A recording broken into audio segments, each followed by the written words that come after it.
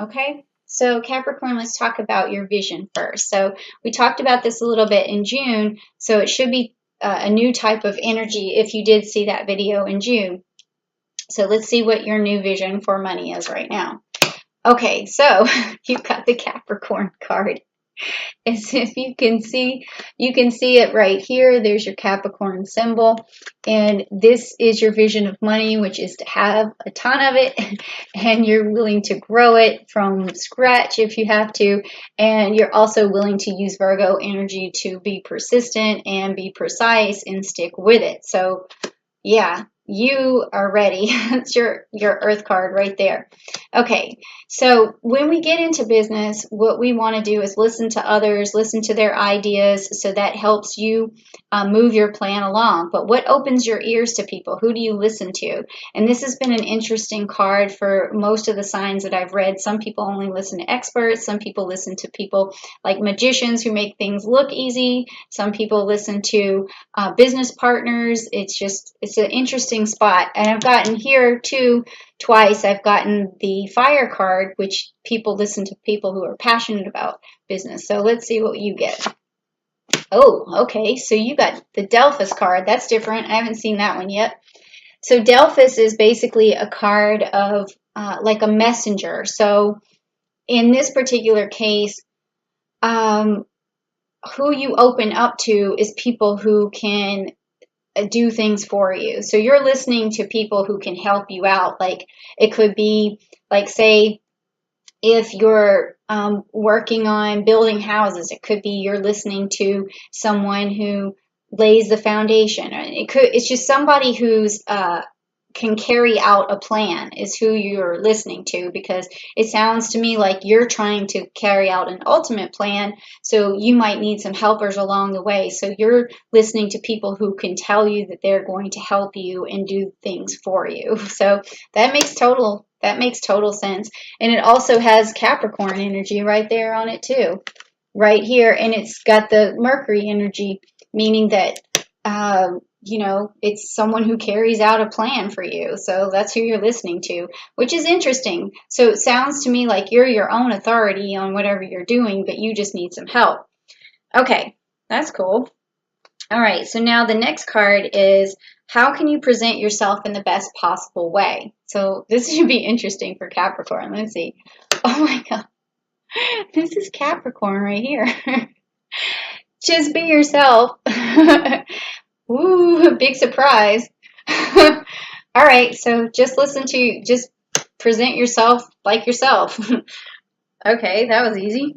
All right, so how do you maintain clarity in your business? I'm tickled over that. How can you maintain clarity in your business? So let's see. Probably just listen to yourself. Okay, so you got the lupus, which is the Two of Swords. So basically, you just need to talk it through with someone. You have a plan, and sometimes you just need to hear yourself say it. And the lupus is representative of something that comes around, like how you spot like a wolf, and you may see it a few times, and it's like a sign. So you're looking for to bounce your ideas off someone so you can get clarity, or you're looking for some sort of sign. That's what this card is telling me, okay? Sign that you're right, or sign that you're on the right track. So this is killing me. All right, so the next one is, how do you adequately express your enthusiasm? Okay, let's find out. Okay, so the Jupiter card, the Wheel of Fortune. Okay, so how do you express your enthusiasm? This is just your enthusiasm is basically just exudes out of you because of luck. Like you just express. It could just be because you do have this Saturn energy that's going into retrograde into Capricorn, that right now you're fortunate, it's your Wheel of Fortune, and now everybody sees you as like someone who has got it going on, or someone who's very fortunate or having some good luck. So people are just going to gravitate to you and want to like, help you out with your idea because they see some sort of reward from it or something. Okay. Whew, this is cool. All right. So now, what helps you negotiate? All right. I want to find out this. What helps you negotiate? Okay. So, all right. The Prince of Wands in the Summer card. Okay, and it's got Leo energy, it's got Cancer energy, and it's also got Virgo energy. So you basically negotiate with pride, with confidence, with determination.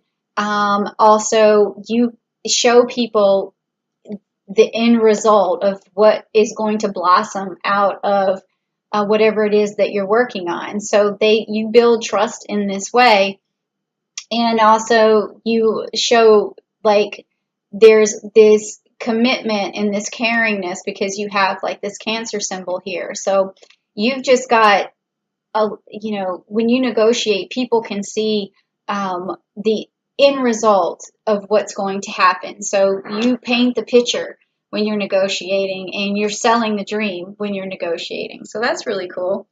Okay, so are you following up with in the best possible manner or the best possible way? So follow up is, once you negotiate and you get the deal going, the follow up is the paperwork, or is the obstacles, or are the challenges that come along, and the keeping the deal alive. So let's see if you're doing that in the best possible way. Now you've got the Spring card. Yes, you're making it look easy. You're just prancing around, and the follow up is like, do, I got this. This is great. You got the Pentacle in your hand. You're just like, the follow up to you is a breeze. It's like a spring breeze. That's crazy. Ah, Capricorn, you guys are so lucky when it comes to business. All right, so this card, if you're not lucky in the business right now, we'll find out why, because this card is like what's standing in your way of having all this bliss. Let's see what's going on. Okay, you got another Sagittarius card, the Centaurus, which is the Eight of Pentacles. And this is telling me that you just haven't come up, if you're not doing this, you haven't come up with your plan, you haven't found your direction, you don't know which way to move yet, or you don't know what you're passionate about. And so that's the only thing standing in your way, is just not knowing what you're going to do or what your plan is. And so, those of you who have a plan, congratulations, because this is all working out. And those of you who don't, just keep looking until you find something that you're passionate about, and it'll start to happen. Okay, so this last card is, and what's the best possible way you could communicate, make your business grow? So let's see. Okay, so you got the Alrisha card. Oh no, wait. Okay, this is the Uranus card. Sorry about that. It's very close though. The Alrisha looks a lot like this. So it's the Five of Pentacles, and it's got the Taurus energy, and it's got Mercury energy. So the best way for you to negotiate is to basically cut through all the confusion. When you cut through confusion, you are able to show people this clear path, this what's going to, the end result.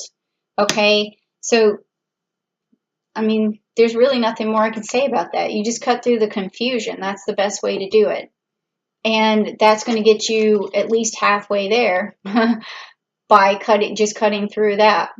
And also, a way to cut through the confusion is to be down to earth with what you're saying, which also makes sense because you have this Taurus card here. So just break it down for people.